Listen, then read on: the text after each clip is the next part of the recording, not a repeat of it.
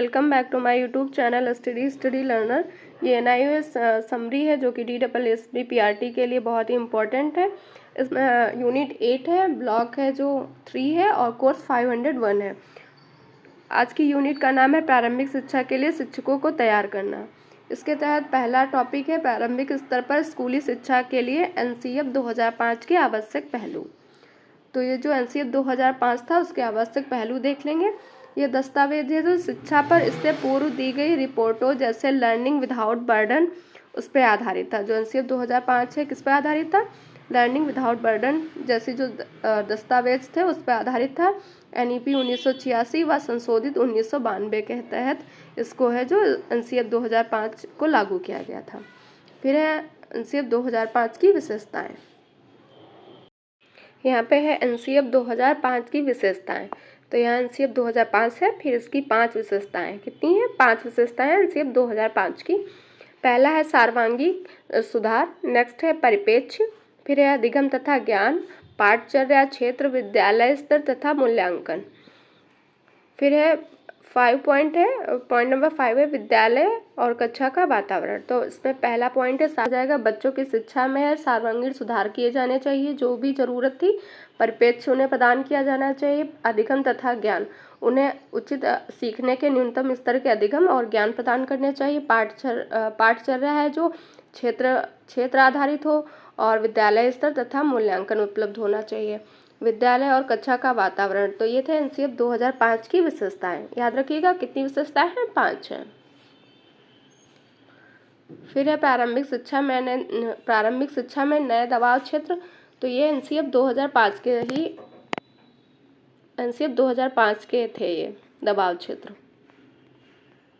तो इसमें पहला है पॉइंट सार्विक अभिगम्यता तथा पंजीयन, मतलब 6 से 14 वर्ष तक के जो भी बच्चे थे उनका पंजीयन होना चाहिए। 14 वर्ष तक के बच्चों का विद्यालय में अवधारण शिक्षा की गुणवत्ता में महत्वपूर्ण सुधार किया जाना चाहिए ताकि बच्चे अनिवार्य अधिगम स्तर को प्राप्त कर सकें। फिर है NCF द्वारा 2005 निर्धारित प्रश्न जिसके अध्यापक को अवगत होना चाहिए। जो NCF 2005 था उसमें निर्धारित कुछ प्रश्न थे जिससे अध्यापक को इससे अवगत, मतलब इसकी जानकारी होनी चाहिए। तो पहला है शैक्षिक प्रयोजन जिन्हें प्राप्त करने के लिए विद्यालय को प्रयास करना चाहिए। जो शैक्षिक प्रयोजन थे उन्हें प्राप्त करने के लिए विद्यालय को प्रयास करना चाहिए। नेक्स्ट है कौन से शैक्षिक अनुभव जिन्हें प्रदान किए जाने से उन प्रयोजनों की प्राप्ति हो सके। ऐसे कौन से शैक्षिक अनुभव प्रदान करें जो कि प्रयोजन चलाए जाते थे उनकी प्राप्ति हो सके। नंबर 3 पर है इन शैक्षिक अनुभवों को किस प्रकार सार्थक रूप से आयोजित किया जा सकता है।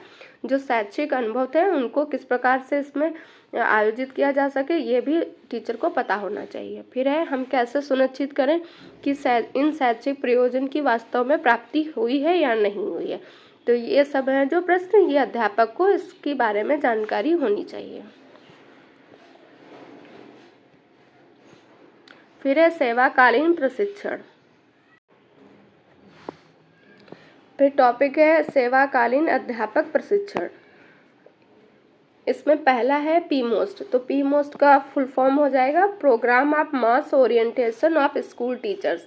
इम्पोर्टेंट है, ये टेट हो या फिर कोई भी टीचर से रिलेटेड एग्जाम हो उनमें ये पूछे जाते हैं फुल फॉर्म, तो इन्हें याद रखिएगा। तो PMOST का फुल फॉर्म हो जाएगा P से programme of mass orientation of school teacher, और हिंदी में होता है इसका मतलब विद्यालयी अध्यापकों का व्यापक अभिमुखीकरण कार्यक्रम। तो हिंदी से अच्छा इंग्लिश में याद कर लीजिएगा, इजी भी है और अच्छे से भूलेंगे भी नहीं, याद कर लेंगे। तो ये जो PMOST है ये 1986 से 1980 तक चलाया गया। यहाँ पे 90 कर लीजिएगा। 1986 से 1990 तक चलाया गया, के संचालन में चलाया गया था।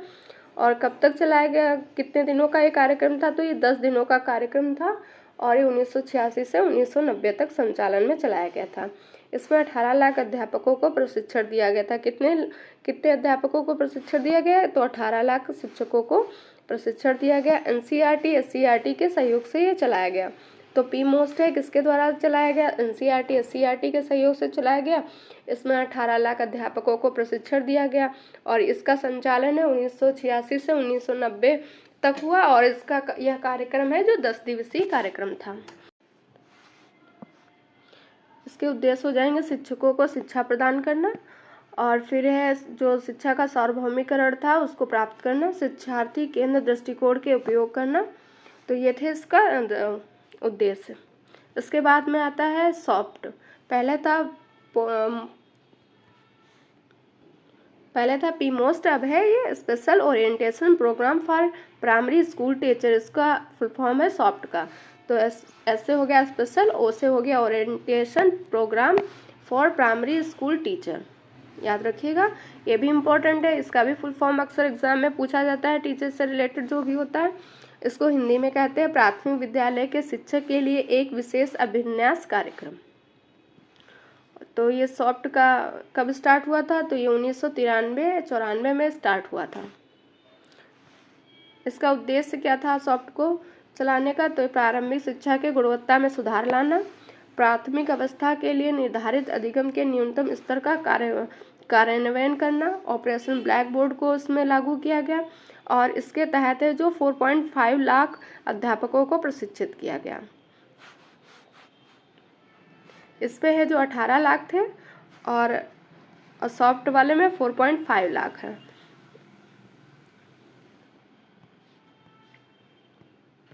फिर इसके बाद आता है डाइट। डाइट क्या करता था प्रशिक्षण में? या सेवा पूर्व अध्यापक शिक्षा के साथ साथ अध्यापकों को सेवाकालीन शिक्षा भी देता था। सेवा पूर्व शिक्षा भी डाइट देता था और सेवाकालीन शिक्षा भी डाइट प्रदान करता था। तो ये हो गया ए पार्ट का। अब बी पार्ट है pre service training of teacher, शिक्षकों का सेवा पूर्व प्रशिक्षण। जो सॉफ्ट वाला और पी मोस्ट वाला है सेवाकालीन पे था, अब है ये शिक्षकों का सेवा पूर्व प्रशिक्षण, pre service training of teacher. तो इसमें देख लेंगे शिक्षकों का प्रारंभिक प्रशिक्षण 3 स्तरीय था। पहला था पूर्व विद्यालय शिक्षा, शिक्षक शिक्षा, प्रारंभिक शिक्षक शिक्षा और माध्यमिक शिक्षक शिक्षा। तो 3 स्तर में शिक्षकों का प्रारंभिक प्रशिक्षण डिवाइड किया गया था। पहला था पूर्व विद्यालय शिक्षक शिक्षा प्रदान किया जाए, फिर था प्रारंभिक शिक्षक शिक्षा और फिर था माध्यमिक शिक्षक शिक्षा। तो 3 स्तरों में था प्रारंभिक प्रशिक्षण। फिर है प्राथमिक शिक्षण प्रशिक्षण संस्थान सरकारी, निजी सहायता प्राप्त और निजी गैर सहायता प्राप्त से प्रदान किया जाएगा। उसके बाद है प्रशिक्षण के लिए संस्थागत आधारभूत संरचनाएं कुछ थीं जिनमें प्रशिक्षण प्रदान किया जाता था। तो राष्ट्रीय स्तर पर कौन सी संस्था थी जिसके तहत प्रशिक्षण प्रदान किया जाता था? तो था NCERT थी, न्यूपा थी और CIEFL जिसका फुल फॉर्म होता है central institute of English and foreign language. इसका जो मुख्यालय है हैदराबाद में है। और central institute of Indian language CIIL ये है जो मैसूर में है। और CIEFL है जो हैदराबाद में है और CIEL है जो मैसूर में है। क्षेत्रीय स्तर पर कौन थे? क्षेत्रीय स्तर पर 5 RI चलाए गए। इनको कहते हैं RI का फुल फॉर्म होता है रीजनल इंस्टीट्यूट ऑफ एजुकेशन।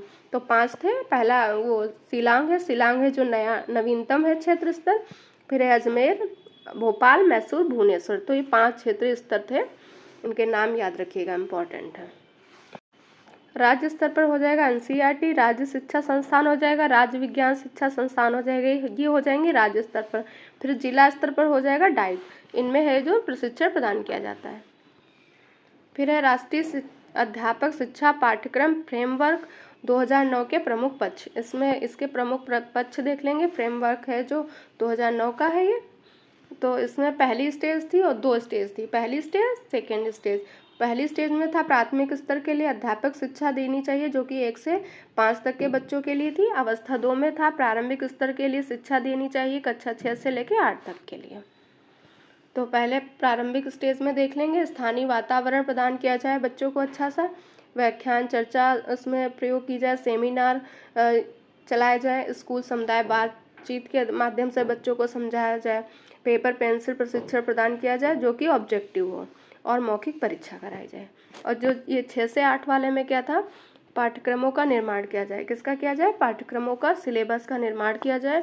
14 साल तक अनिवार्य शिक्षा बच्चों को प्रदान की जाए और विभिन्न प्रकार के प्रशिक्षण प्रदान किया जाए। तो ये थे 6 से 8 और ये थे 1 से 5।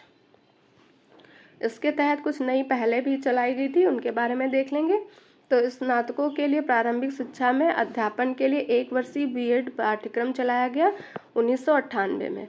तो स्नातक थे जो ग्रेजुएट, उनके लिए प्रारंभिक शिक्षा मतलब कक्षा 1 से लेकर 5 तक के लिए अध्यापन के लिए 1 से 8 हो जाएगा, 1 वर्षीय बीएड पाठ्यक्रम चलाया गया जो कि 1998 में चलाया गया था। बीएड है जो 1 वर्षीय था 1998 में। फिर है दिल्ली यूनिवर्सिटी का प्रारंभिक शिक्षा का स्नातक कार्यक्रम चलाया गया जिसको बीएलएड कहते हैं, और ये 1998 में चलाया गया दिल्ली यूनिवर्सिटी द्वारा। इम्पॉर्टेंट है, इन्हें याद रखिएगा क्योंकि DSSC का एग्ज़ाम देंगे तो ये सब इम्पॉर्टेंट हो जाते हैं। बीएड 1 वर्षीय था, वो भी 1998 में चलाया गया, और जो बीएलएड है वो भी 1998 में चलाया गया दिल्ली यूनिवर्सिटी द्वारा। तो ये थी आज की क्लास यूनिट 8 जो कि NIOS समरी थी। अगर आपको ये क्लास पसंद आई तो लाइक से सब्सक्राइब करिएगा। वीडियो को देखने के लिए थैंक यू सो मच।